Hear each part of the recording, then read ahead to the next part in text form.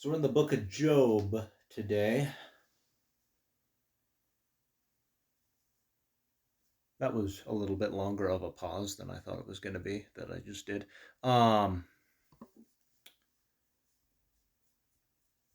Where is it?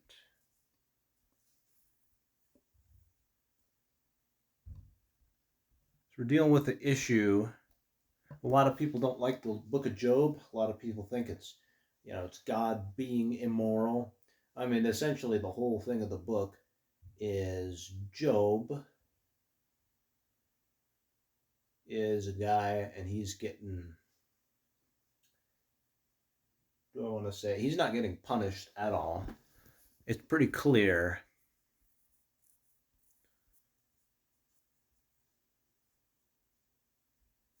Starting at verse 6, book of Job. Now there was a day when the sons of God came to present themselves before the Lord, and Satan came also among them. And the Lord said unto Satan, Whence comest thou? Then Satan answered the Lord and said, From going to and fro in the earth, and from walking up and down in it.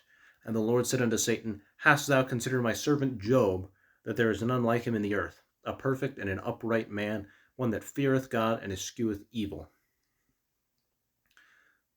So Satan's, looking for someone to mess with. Is Satan looking for someone to punish? No, it doesn't say that. He's just looking for someone to mess with. Satan, or another word, the adversary. If you thought about Job, you thought about my servant Job.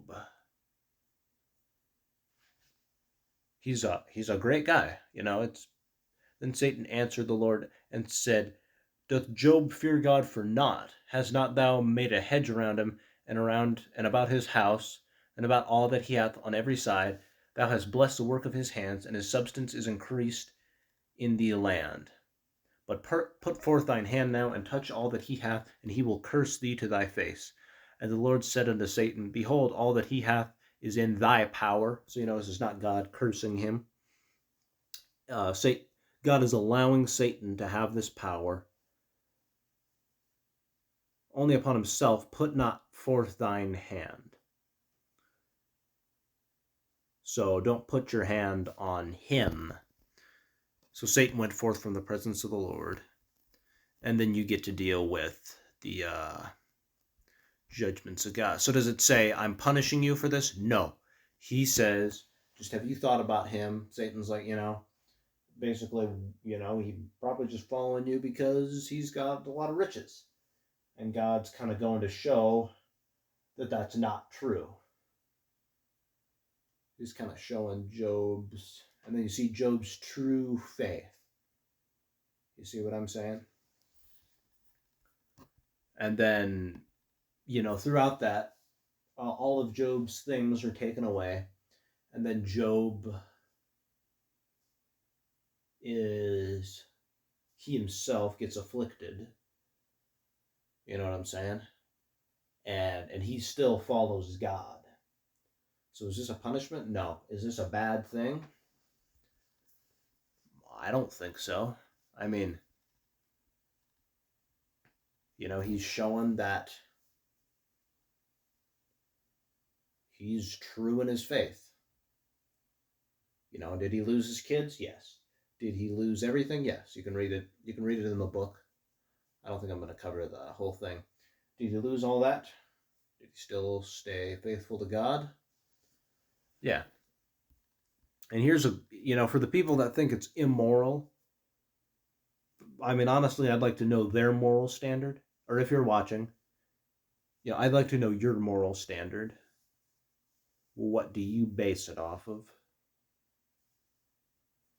Do you, if you're an atheist, do you come up with everything? Or do you basically kind of like make yourself God? And if so, is there any facts behind that? Is it kind of just whatever you want?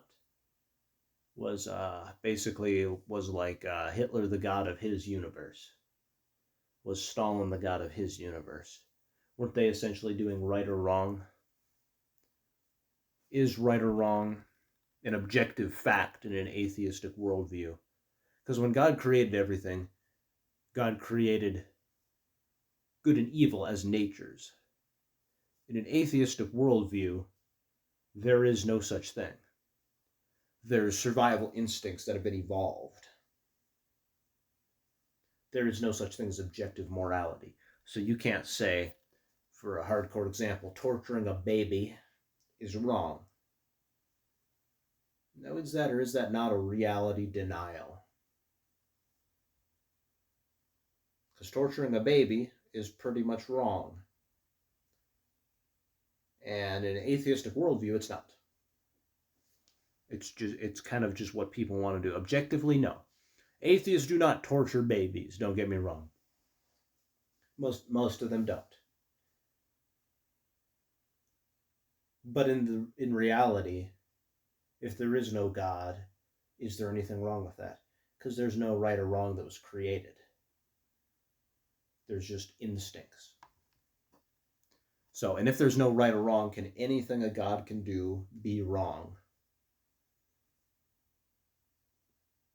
And in all reality, what God does is up to him, right? And he made everything. He made right or wrong, and he is right. That's how he made it. And do you really want to be taken that place? Do you really want to think you understand as much as you do when it comes to that? I mean, God does what he does because he does what he does. And really, what moral standard do you have outside of him, objectively? You do not. So what, good, evil, whatever, when you're talking about the problem of evil biblically, what do you know? What do any of us know? We have nothing. Hope that helps. And if you read through the book of Job, that's kind of just what happens. Is God just makes it clear that really I'm God, and that's not something that's something a lot of people don't like. And that's kind of why I think a lot of people don't accept the gospel, and maybe that's why you don't.